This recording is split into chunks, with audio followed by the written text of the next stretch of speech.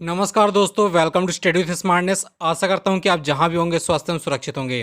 दोस्तों, अतिथि शिक्षक समन्वय समिति के प्रदेश अध्यक्ष सुनील सिंह परिहार जी ने अतिथि शिक्षक साथियों से अनुरोध किया है कि आचार संहिता होने तक आपको जो है दोस्तों विरोध नहीं करना है। और आचार संहिता तक दोस्तों जो भी आपके विभागीय आदेश अगर जारी सरकार के द्वारा जारी नहीं किए जाते हैं तो दोस्तों उसके बाद आप स्वतंत्र हैं, आप चाहें जिसको भी अपना जो है मतदान दे सकते हैं। तो दोस्तों चलिए उनको सुनते हैं। लेकिन दोस्तों अगर आप इस चैनल पर नया है तो एक बार चैनल को जरूर सब्सक्राइब कर लीजिएगा। मध्य प्रदेश के सभी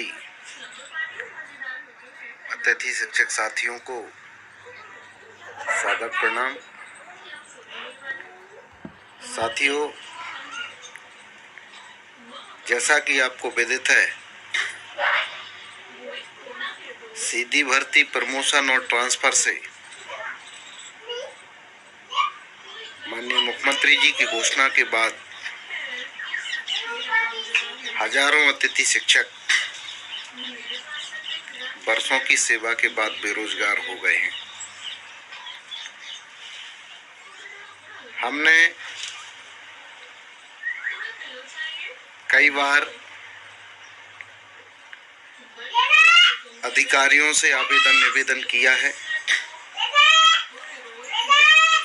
प्रमोशन पर रोक लगाने के लिए भी हमने आग्रह किया था।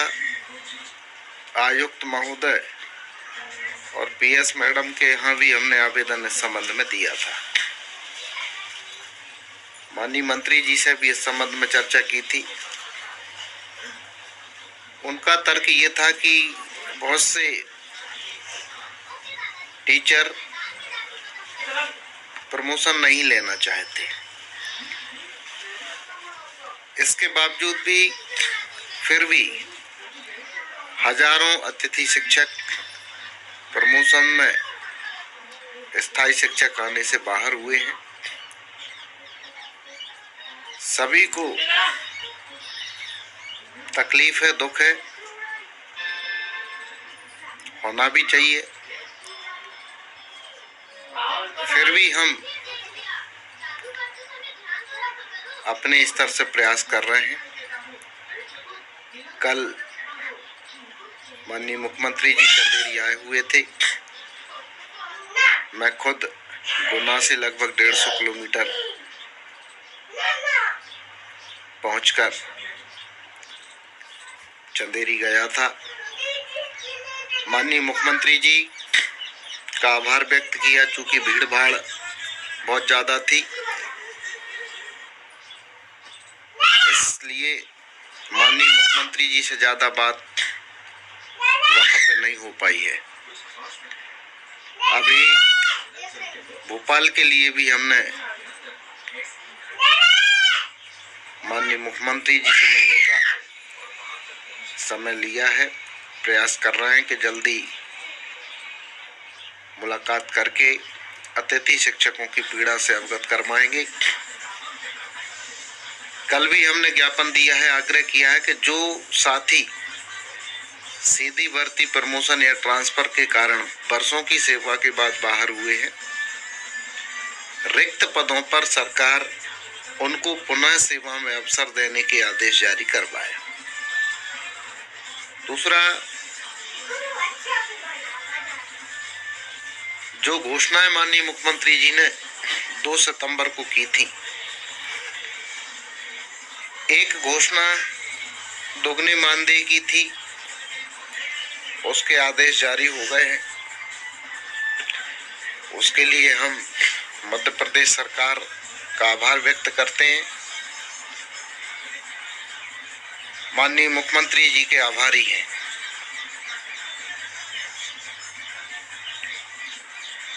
लेकिन मूल रूप से विभागीय परीक्षा, आरक्षण, बोनस अंक और एग्रीमेंट, ये आदेश होना अति आवश्यक है। हम सब मिलकर प्रयास कर रहे हैं कि आचार संहिता से पहले ये आदेश जारी हो जाएं। जब ये आदेश जारी हो जाएंगे तो बहुत सारी समस्याओं का समाधान अपने आप हो जाएगा।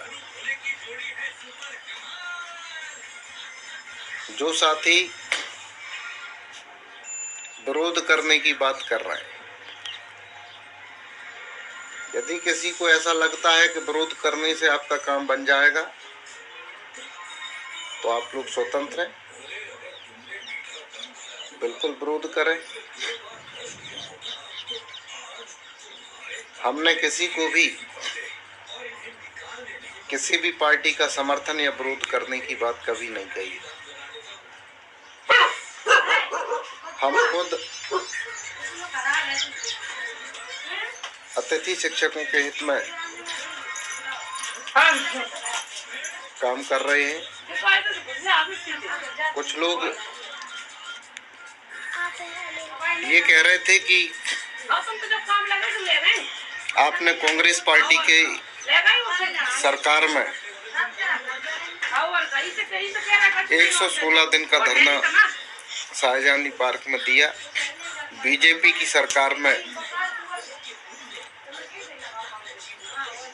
आपने कभी विरोध नहीं किया। आपकी जानकारी के लिए बता दूं, भोपाल में अभी तक लगभग 14 कार्यक्रम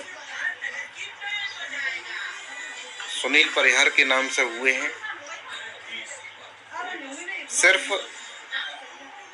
शाहजहानी पार्क का जो धरना प्रदर्शन हुआ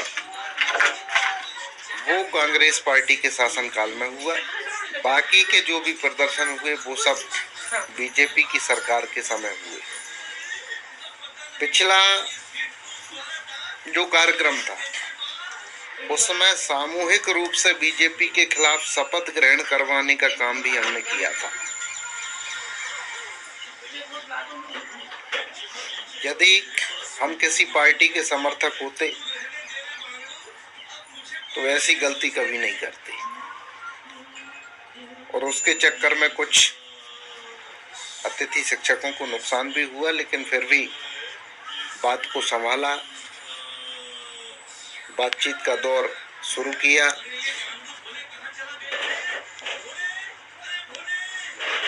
और आप सभी के सहयोग से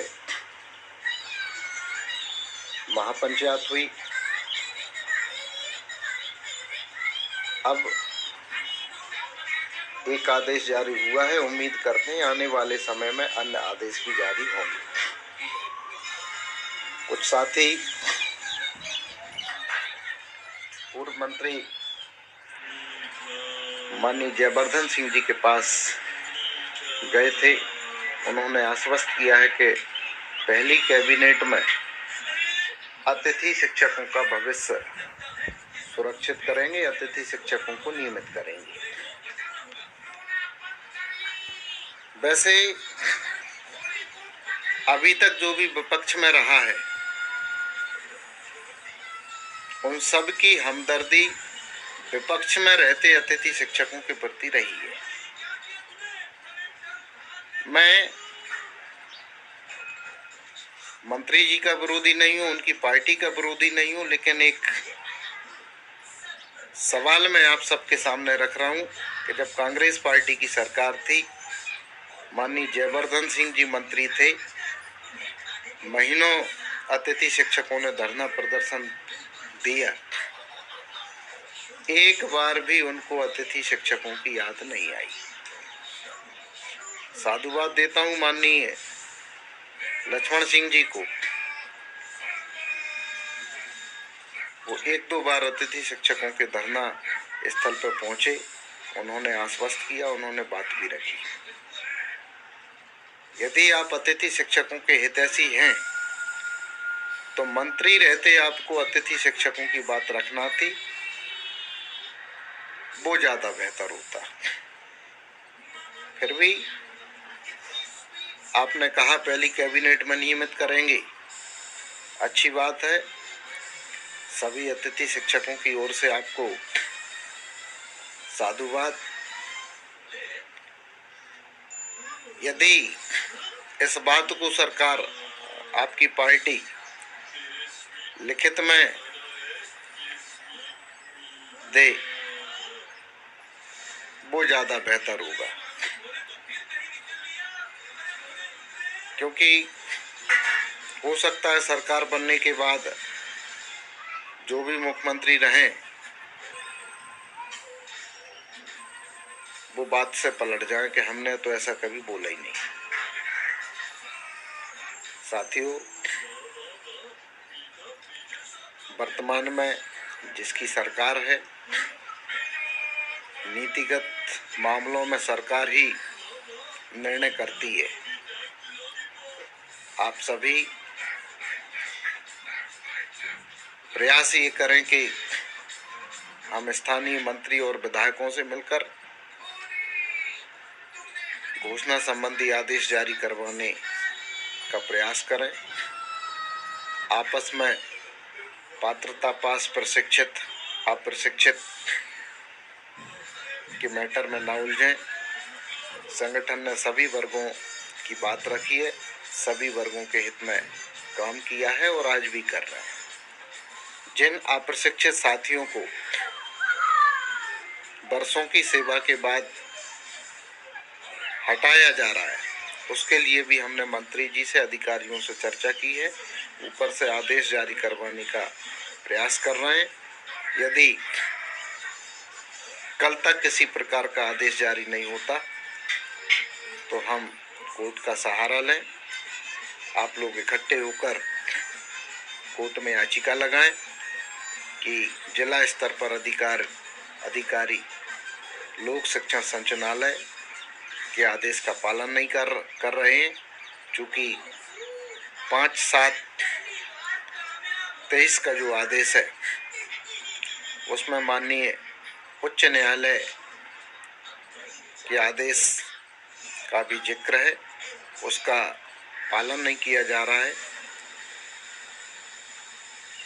तो हम कोर्ट से स्टे लेकर अपने पद पर काम कर सकते हैं, क्योंकि स्पष्ट आदेश है कि अतिथि शिक्षक को अतिथि शिक्षक से रिप्लेस नहीं किया जा सकता।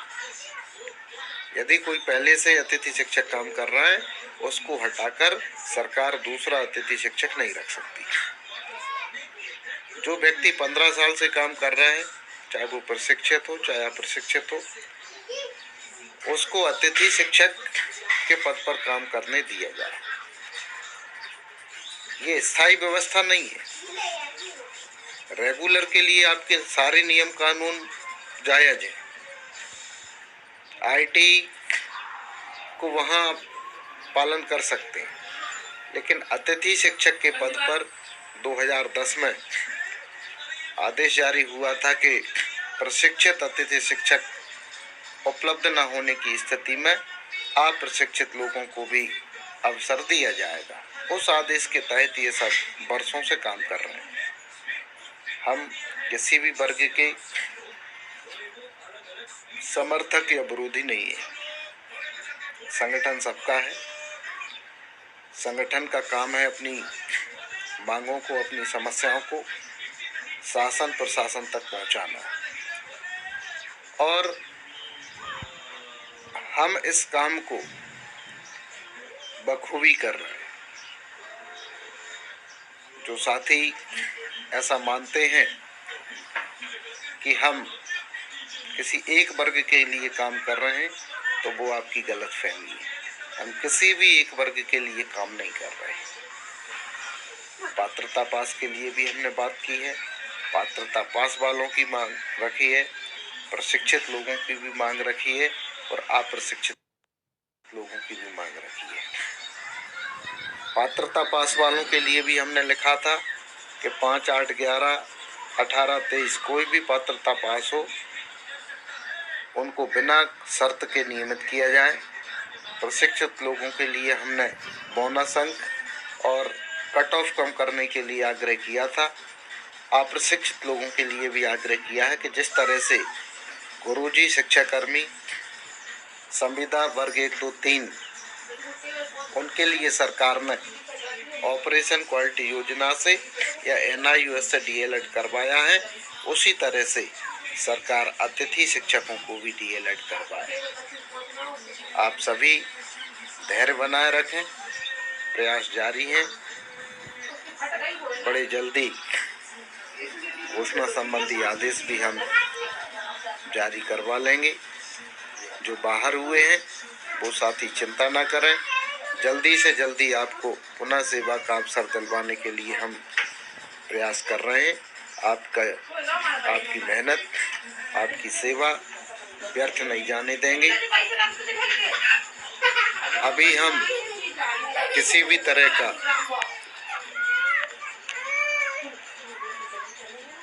अन्य लोगों की बातों में आकर विरोध न करें, क्योंकि अभी आचार संहिता नहीं लगी, और यदि आदेश हमारे पक्ष में नहीं भी होते तो हम सब स्वतंत्र हैं।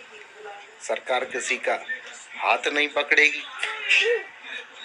हम जिसको वोट देना है दे सकते हैं। बहुत बहुत धन्यवाद। जय हिंद, जय भारत।